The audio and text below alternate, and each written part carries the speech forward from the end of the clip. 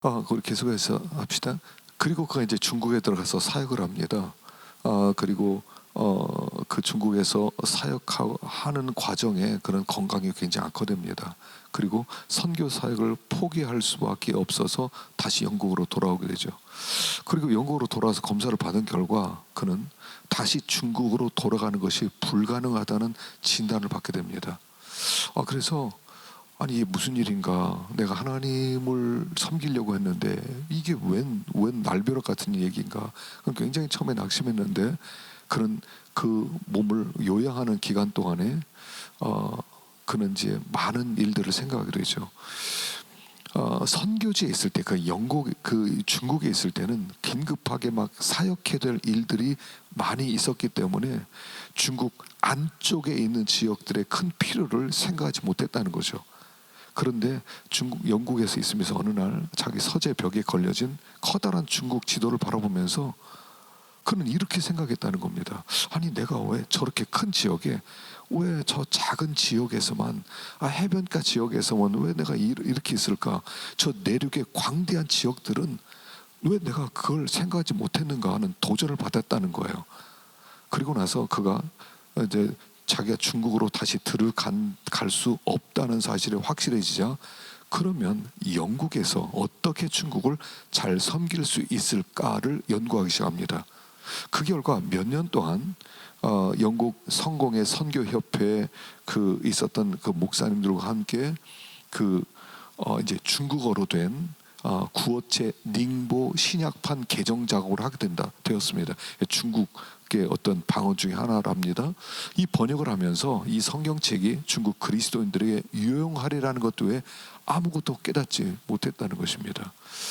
그리고 그는 말씀에 또 깊이 빠져서 또 은혜로 충만 그런 과정을 통해서 중국 내지 선교 같은 선교를 현재 기반 위에 세울 수 있는 준비를 제대로 할 수 없으리라는 사실을 깨닫게 되었다는 겁니다. 그래서 그는 말씀을 연구하는 가운데 성공적인 일꾼을 얻기 위해서 하나님께 기도하고 사람들이 평안하게 지낼 수 있도록 교회 영적 생활을 심화시키는 것이 필요하다는 것을 배우게 됩니다. 사도들의 계획은 선교 방법이나 수단을 모색하는 것이 아니라 그의 나라와 그의 의를 구하라는 주님의 확실한 약속의 말씀을 믿고 나가서 그분의 일을 하는 것임을 알게 되었다는 거예요. 그리고 그가 그 사이에 기도했던 5명의 선교사를 중국으로 보내달라는 그 기도가 완전히 응답되고요. 근데 그렇게 간절하게 기도했음에도 불구하고 그런 많은 선교 노력이 실패로 끝나는 것을 보게 되었다는 거예요. 그리고 중국 내지를 복음화하기 위해서는 특별한 선교 기관이 반드시 필요하다는 확신을 갖게 되었다는 거예요. 근데 이게 큰 도전이었는데, 새로운 선교회를 조직하면 기존의 선교회 활동과 충돌하게 될 거라는 그런 어려움이 예상되었다는 거죠. 왜냐하면 기존의 선교회는 해변 중심의 선교였는데 자기가 이 새로운 선교회 조직에서 보내려고 하는 것은 내지로 보내는 거거든요. 그러니까 당연히 부딪히겠죠. 그래서 차마 그 말을 꺼내지 못하고 그가 아주 고민을 오래 했다고 합니다. 근데 그가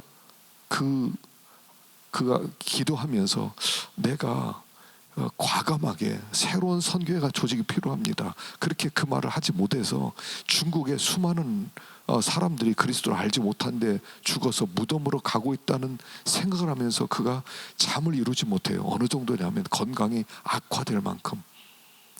그래서 1865년 6월 25일 수백만 명의 중국인이 그리스도를 알지 못해 죽어가는데 자신의 구원에 안심하며 기뻐하는 그런 그리스도의 회중을 보면서 도무지 견딜 수가 없어서 그가 요양하러 가서 어느 날 혼자 모래사장을 거닐 때 주님이 찾아오셔서 이렇게 말씀하더랍니다. 걱정하지 마라. 네가 지금 하려는 일은 네가 하려는 게 아니라 내가 하려는 거다. 기존의 선교회는 선교회고 네가 하려는 새로운 선교는 조직해라 하는 음성을 듣고 마음의 자유를 누렸다는 거예요. 그리고 나서 복음이 들어가지 않은 11개 지방에 들어가 사역할 일꾼을 세워달라는 기도를 드리기 시작합니다. 그리고 영국의 이런 책을 쓰죠. 중국의 영적인 필요와 요구에 대한 책을 발행하게 됩니다. 그는 이 책을 쓸 때 은혜로 충만했다는 겁니다. 기도로 흠뻑 적셔진 그런 책이었다고 합니다. 그래서 이 원고의 3,000부 인쇄 비용을 그거를 후원했던 윌리엄 버거의 도움으로 만들어지고 보급되면서 기회가 주어질 때마다 이 기획을 공개적으로 설명하고 동료 일꾼들을 보내달라고 기도하고 그 이후로 엄청난 일꾼들이 일어났다는 거죠. 그래서 이 인랜드 선교회죠. 내지 선교회가 이제 후에 OMF가 되는 거예요. 지금 그 해외 그 OMF가 굉장히 큰 선교회인데 이것을 출발이 그렇게 시작되었다 하는 것입니다. 자, 세 번째 캐머런 타운샌드. 타운샌드 이름이 뭐냐면 타운을 도시를 샌드 보낸다 이런 뜻이에요. 캐머런 타운샌드. 이 사람은 1896년 7월 9일 미국에 있는 캘리포니아에서 태어났습니다. 학생 자원운동에 가입한 후에 선교사로 자원한 그는 대학교를 중퇴하고 과테말라에서 성경을 판매하는 것으로 사역을 시작합니다. 근데 사역하면서 뭐를 깨닫냐면 거기에 카퀴킬이라고 하는 부족이 있었어요. 카퀴킬. 근데 한 20만 명 정도 되는데 그들이 부족으로 된 성경이 없음을 보고 성경 번역에 헌신하게 됩니다. 그들에게는 스페인어 성경을 못 읽으니까 소용이 없다는 거죠. 한 원주민이 이런 질문을 했다는 겁니다. 당신들의 하나님은 그렇게 위대하다면서 어떻게 우리말도 못하는 겁니까? 하더랍니다. 그리고 그는 당황해서 14년 동안 카퀴킬 인디언을 위해 성경을 번역하게 됩니다. 그가 그 인디언들을 위해 말씀을 번역하기로 결정했을 때 친구들이 이렇게 말했답니다. 야, 이 바보야. 그 인디언들의 기괴한 언어를 배워서 그들을 위해 성경을 번역하겠다? 야, 차라리 그런 수고를 할 만한 가치가 있어? 그들은 그 정도의 가치는 아니야. 어차피 글도 읽을 줄 모르는데 차라리 그들에게 스페인어를 가르쳐. 이렇게 도전을 했는데 근데 그때 그가 붙잡은 말씀이 마태복음 18장 12절. 너희 생각에는 어떠하냐? 만약 어떤 사람이 양 100마리가 있는데 그 중에 하나가 길을 잃었으면 그 99마리를 산에 두고 길 잃은 양을 찾지 않겠느냐? 그는 이 말씀에 사로잡혀서 나는 잃어버린 양 한 마리를 찾아 나선 사람이다. 그리고 수많은 사람들이 그 뒤를 따라오죠. 그래서 그들을 위클리프 성경 번역 선교사라고 부른다는 사실입니다. 위클리프 성경 번역사 가운데 절반은 부족민 가운데 들어가서 언어학 작업을 통해 번역 사업을 진행하고 또 절반은 교사, 비서, 조종사, 기계공, 인쇄공, 의사, 간호사, 회계사, 최전방의 번역 선교사들에게 필요한 물품을 전달해주게 일하는 사람들로 구성되어 있어요. 그래서 그 반은 현장에 들어가서 언어를 배우고 언어로 번역을 하고 반은 그들을 도와주는 선교를 하고 있다 하는 겁니다. 이제 새로 개발된 학문인 어떤 기술 언어학의 도움으로 우리는 이런 이상한 방언들이 지닌 장벽을 허물고 있고요. 부족들에게 들어가는 문은 지금 급속하게 열리고 있고요.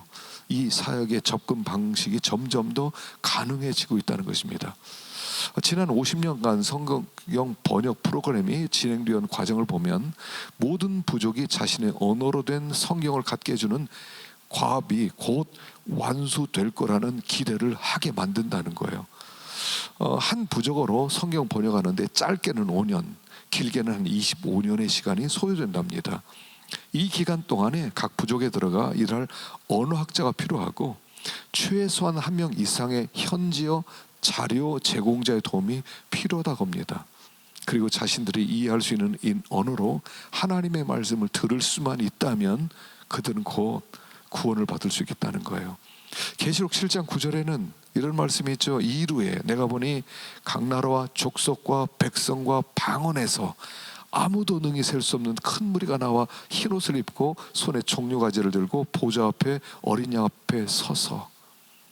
참 이 말씀을 보면서 각 나라 족속 백성 방언 도전이 됩니까?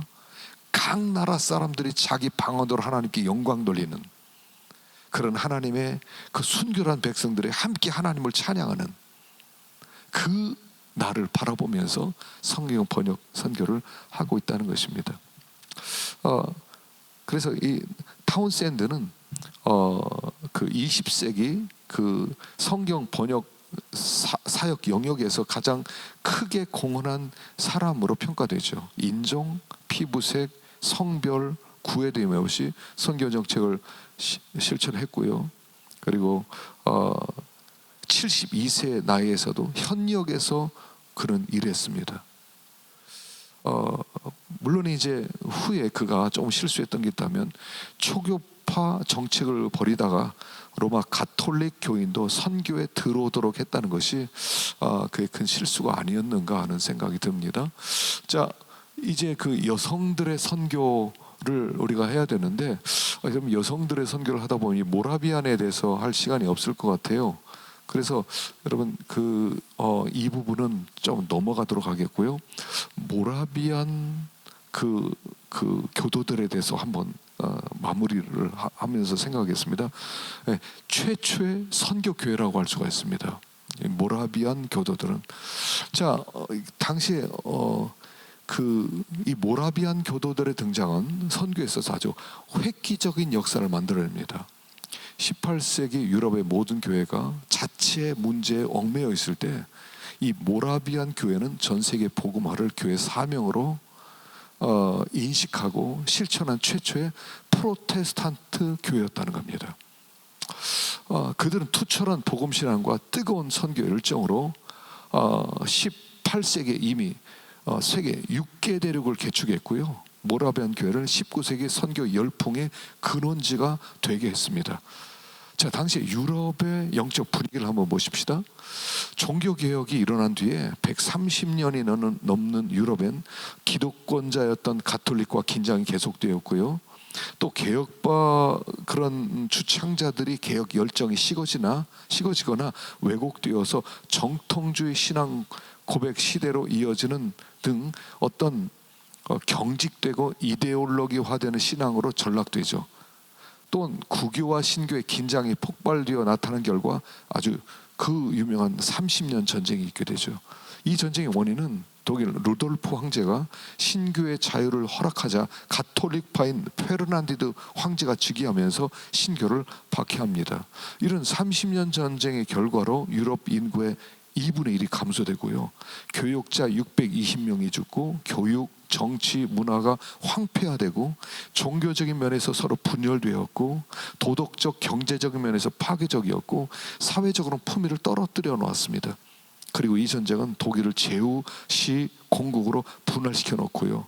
이것은 주민들에게 통치자의 신앙 고백을 따르는, 그래서 통치자가 가톨릭이면 모든 주민들은 가톨릭이 되고 또 루터교면 다 루터교가 되고 개혁파면 또 다 개혁파가 되는 그런 현상을 가지게 되죠. 그리고 신앙 고백의 반대자들에게는 핍박이 기다리고 있었고 일부 군주들은 그들의 영토 중 인구가 감소된 지역에 정착민들을 유치하기 위해 종교의 자유를 허락하기도 했습니다. 한마디로 근대 교회사인 17세기의 전반적인 경향은 이성이 중심되는 시대로 접어들면서 종교개혁의 절대적 사상, 오직 성경, 오직 믿음, 오직 은혜, 이런 고백은 어떤 낡은 구호로만 남게 되었다는 것입니다. 그때 경건주의 운동이 일어나죠. 여러분 다 배우셨죠? 경건주의 운동이 일어납니다. 17세기 후반부터 이런 영적 분위기에 반하는 운동이 경건주의라는 이름으로 이제 일어나게 되죠. 이 경건주의를 촉진시킨 사람은 원래 아른트라는 사람이죠. 순전한 기독교, 그것에 영향을 받은 사람이 그 슈페너입니다. 그가 이제 경건의 소원이라고 하는 디아 데스데리아라고 하는 책을 쓰죠. 1675년 이게 경건의 소원이라는 것은 하나의 서문이에요, 사실은요. 그 아른트가 책을 쓰고 거기에 서문을 쓰라고 그랬는데 그 서문이 너무 많은 사람들이 좋아하기 때문에 나중에 작은 책자로 나오게 되죠. 경건의 소원, 또 경건의 열망 뭐 이렇게 말하는데요. 1675년에 출판되면서 직접적 경건주의 이름이 붙여지게 됩니다. 근데 이건 욕하려고 했던 거죠. 저것들은 경건주의자들이래 뭐 이렇게. 근데 그게 그들의 그 당시 아주 중요한 이름이 되죠. 이 경건주의의 핵심이 한 몇 가지가 있죠. 첫째는 성경으로 돌아가자. 그리고 구체적 교리의 원천이며 생활의 규범으로 삼자. 그래서 성경에 대한 절대 권위와 축자 영감을 강조하죠. 둘째는 성령의 조명, 증거 및 인침에 의해서 성경을 통해 일깨우는 참된 신앙을 강조하고요. 셋째는 중생의 삶에 대한 실제적 적용으로서 성화되는 삶의 방법을 강조하므로 지속적인 영적 생활의 발전과 거룩한 삶이 필요함을 강조합니다. 이 진젠돌프와 모라비아는 뗄래야 뗄 수 없죠. 자, 그래서 이제는 진젠돌프를 한번 생각해 보십시다. 여러분, 이 진젠돌프는 원래 이름이 니콜라스 루드비 폰 진젠돌프입니다. 그는 개신교적 신앙 때문에 남부 오스트리아 귀족이었던 그의 부모님이 망명을 했습니다. 그 집안의 후예죠. 그래서 당시 진젠돌프 백정은 경건한 부모 아래에서 태어났고요. 근데 출생 직후에 부친이 6개월 만에 세상을 떠납니다. 그리고 그 모친은 4살 때 재가를 하게 됩니다. 그래서 진젠돌프는 할머니 손에 자라게 됩니다. 근데 그게 그에게는 엄청난 큰 은혜였죠. 왜냐하면 그 할머니는 경건주의 운동의 지도자였던 이 슈페너의 열렬한 후원자였기 때문에 그래요. 그래서 이 슈페너는 자주 진젠돌프의 집을 방문해서 어린 진젠돌프에게 영적인 교훈과 감화를 끼치게 됩니다. 진젠돌프는 어릴 적부터 영적인 세계에 눈을 뜨게 되고요. 그리고 1710년부터 1716년까지 할레는 프랑케 페디고기움에서 교육을 받게 됩니다. 그 학창 시절에 그는 일기장에 이렇게 썼습니다. 나에게는 단 한 가지 열망밖에 없다. 그것은 예수님이다. 오직 그분뿐이다. 라고 기록했다고 합니다. 9살 때 서인도에 관한 보고서를 읽고요. 예수 그리스도의 복음을 전 세계 전파하는 것을 자기 생의 목적으로 삼아야 되겠다고 생각했다는 겁니다. 9살 때. 그는 학창 시절에 선교 그 외국에서 선교 활동하다 귀국한 선교사들과 접할 기회를 많이 가졌고요. 선교사들의 해외 선교의 강연에 깊은 감명을 받기도 하고 자기도 그런 인생을 살고자 결단하게 됩니다. 이 계획을 좀 더 구체화하기 위해 5 소년들과 함께 겨자씨 모임이라는 기도 모임을 만들었습니다. 이 모임의 목적은 구성원들이 하나가 되어 신앙 문제로 고민하는 형제들을 도우면서 복음을 듣지 못한 해외에 복음을 전하는 거였다고 합니다. 졸업할 때까지 이런 기도 모임을 7개를 더 만들게 됩니다. 근데 이런 열심을 가지고 있던 그 인생에 결정적인 영향을 끼친 것은 그가 19살 청년이었을 때 한 미술 전시회에서 미술품을 관람하던 중 그 스타인백이라는 사람이 그린 십자가에 달린 예수란 그림 앞에 발길을 멈추고요. 머리에는 굵은 가시관을 쓰시고 양손과 양발, 머리와 옆구리에 붉은 피가 나오는 예수님 모습을 보고 그 밑에 나는 너를 위해 몸버려 피 흘렸지만 너는 나를 위해 무엇을 하느냐 라는 구절이 적혀있는 그림이었다고 합니다. 미술품 전시관의 문을 닫아야 되는 시간이 되었는데도 그는 그 그림 앞에 무릎을 꿇었습니다. 그리고 그의 인생이 바뀌었습니다. 1719년이었습니다. 그래서 그는 어떤 희생을 치르더라도 예수님께 일생을 헌신하고자 결단하게 됩니다. 그래서 그는 자기 아내가 될 사람은 자기와 뜻을 같이 하고 예수님을 위해 자기의 재산과 미래와 모든 것을 바칠 수 있을 수 있는 사람이야다고 생각했고요. 그래서 22살에 자기보다 7살 나이가 많은 도로시 로이스와 결혼을 합니다. 이 모라비안 형제단은 15세기 종교개혁 선구자였던 존 후스에게 감화를 받아서 보헤미아의 모라비아 지방에서 생겨난 프로테스탄트의 종교 단체였죠.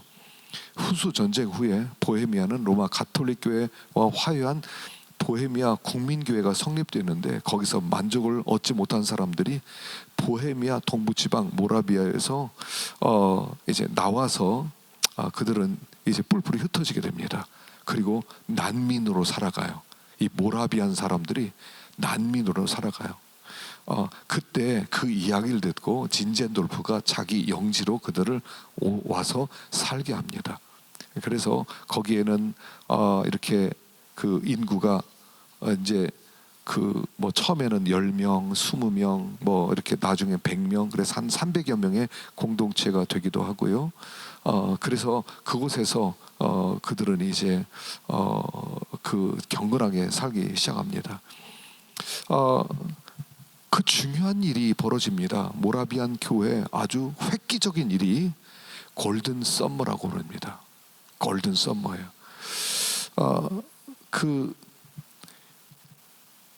보헤미아, 지금 보헤미안 체코를 얘기하죠. 개신교 난민들이 이제 영지로 이제 들어와서 진젠돌프가 지도자가 되는데 1727년 5월부터 그곳에 아주 강력한 성령의 임재가 나타납니다. 그래서 5월부터 8월 사이에 계속적으로 나타나요. 그때 진젠돌프가 하나님 앞에 말씀을 증거하고 회개를 요청하고 그 기도하는데 성령이 임하게 되는 겁니다. 그리고 그 당시에 모라비안 교도들은 사실 처절한 상황이 있었거든요. 자기들은 난민 상태고요. 피난 오지 못하는 가족과 이웃과 동료들은 보헤미아에서 핍박을 받고 있고, 외국 생활이 너무 힘들고 가련한 처지고, 그리고 그들이 그런 처지에서 기도하면서 하나님께 매달립니다. 고통하고 탄식과 눈물로 간절한 기도를 드립니다. 그때 놀라운 역사가 벌어집니다. 그래서 그날을 8월 13일이라고 그러는데, 그 오순절에 성령이 임했던 것처럼, 우리 평양 대붕이 임했던 것처럼 회중들에게 하나님의 성령이 임하게 됩니다. 그리고 그들은 애통하며 과거에 범한 죄를 자백하고, 여기 난민으로 살면서 이웃과 싸웠던 죄들을 고백하고, 그리고 하나님 앞에 서로 사랑하고 단순하게 살기로 서약을 합니다. 그리고 그 공동체가 놀라운 공동체로 새로워집니다. 그 이후로 그들은 두 가지를 하게 됩니다. 첫째는 중보기도입니다. 성령이 임하자 2주 후에 매일 1시간씩 그 남자 24명, 여자 24명을 뽑아서 매일 1시간씩 기도하기로 서약합니다. 모라비안 공동체를 위해서, 전도와 선교를 위해서 그렇게 매일 1시간씩 24시간 릴레이 기도를 합니다. 근데 이 릴레이 기도를 100년 동안 계속하게 됩니다. 숫자는 적었습니다. 그러나 쉬지 않았습니다. 두 번째는 자발적으로 선교사로 나가게 됩니다. 이들이 이제 은혜를 받고 나니까 가만히 있을 수가 없는 거예요. 여러분, 복음 전도는요, 복음에 대한 감격이 있어야 돼요. 감격이 있어야 복음을 증거하기 위해 나가게 되는 거거든요. 그래서 그들이 마음 가운데 너무 뜨거워지는 거예요. 누가 뭐라고 할 것 없이 다 선교사로 나가기로 다 작정을 합니다. 모든 사람, 그게 너무 자연스러워졌어요. 뭐 성경적 해석이 어떠냐, 그들 그렇게 생각하지 않고 너무 감사해서 이 하나님을 알지 못하는 사람에게 복음을 증거해야 되겠다 하고 나가게 됩니다. 그래서 이들이 이제 선교를 나가는데, 이 선교의 원리가 있어요. 윌리엄 캐리보다 60년 앞선 1732년 개신교 선교의 프로그램이 시작됩니다. 이들은 자비량 선교, 주님을 위한 이윤 창출을 모토로 내세워요. 그리고 선교와 훈련 학교를 세우고요, 목공, 조리법, 정비공장 등 직업훈련을 이미 그때 시작했다는 거예요. 진젠돌프는 이렇게 얘기했습니다. 사람은 살기 위해 일할 뿐 아니라 일을 위해서 산다. 만일 사람이 일하지 못하면 병들어 죽게 될 것이다. 그리고 일의 필요성을 가지고 강한 소신으로 가르칩니다. 그래서 이 모라비안 선교사들은 그 아주 놀라운 그런 선교 사역을 이루죠. 그래서 당시 선교 비율을 보면 일반적으로 교인 5,000명 중에 선교사 한 사람을 파송했는데 모라비아는 교인 60명당 한 사람, 또는 다른 기록에는 12명 중에 한 사람을 파송했다고 기록이 나와 있습니다. 그들의 선교 전략은요, Profit for the Lord, 주님을 위한 유익, 이거 사업의 이유였습니다. 또 선교 사역에 합당한 삶을 살아야 되고, 돈을 벌거나 저축하는 모든 일에 기쁨을 가지고 임해야 된다. 그리고 저축하고 벌어들이는 모든 이유는 선교지에 끝없는 필요를 공급하는 일반 선교원금에 충당되어야 된다는 사실을 염두에 두고, 그러니까 그들이 헌신하는 모든 것들은 자체 유지가 아니라 다 선교를 위해 썼다는 겁니다. 그래서 이 사람들은 엄청난 그 선교를 했는데, 첫 번째 서인도 제도의 선교를 합니다. 그들이 갔던 선교지는 거의 대부분 아주 열악한 곳이었어요. 뭐 서인도 제국, 남아메리카의 수리남 선교사, 또 그린랜드, 아프리카, 호주, 이런 선교사로 보냅니다. 그래서 이제 여러분들이 나중에 후에 좀 자세히 연구해 보면 이분들이 엄청난 일부의 선교사 한 군데 파송한 게 아닙니다. 좋은 곳에 간 것이 아닙니다. 가장 열악한 곳으로 그들은 가게 되었죠. 그래서 이 사람들은 평신도 선교사로 갔다는 것이 첫 번째로 우리가 높이 평가할 수 있습니다. 정규 신학교를 나온 사람이 아니었어요. 그런데 성경을 사랑하고 이방인들에게 복음을 전파하고자 하는 그 열심을 가진 사람들이었다는 겁니다. 두 번째는 자립선교였어요. 사실 이 사람들이 기술을 많이 배우고요, 그들이 선교비를 많이 보내서 얻어서 그들에게 파송을 하기도 하고 돕기도 했지만, 사실은 그들은 현지에 들어가서 거기에서 기술과 직업을 가지고 언제든 어떤 곳에 떨어져도 먹고 살 수 있는 선교 정책을 펼쳤다는 거예요. 그래서 이제 이 후에 진젠돌프가 1760년에 세상을 떠나고 슈팡앤버그 감독이 그를 계승했는데, 그 생존까지 세계 선교가 활발하게 이루어지고요. 근데 이제 후에 핍박이 없어지고, 그러니까 신앙의 순수성을 잃어버리고 지도층이 영적이 되지 않고 민주적이 되고요. 그래서 그 영향력을 대부분 상실하게 되죠. 기독교는 피를 먹고 삽니다.